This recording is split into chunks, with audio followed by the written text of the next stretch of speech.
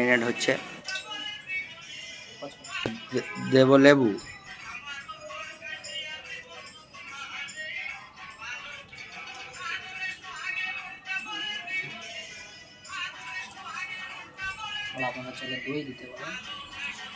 আপনারা চাইলে এর মধ্যে দই দিতে পারেন। এরপরে দেব আদা রসুন পেস্ট, বলে দিচ্ছি।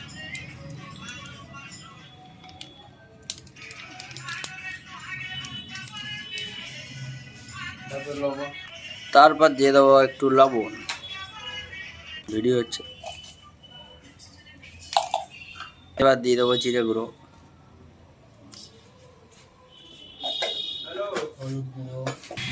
এবার দিয়ে দেবো হলুদ গুঁড়ো,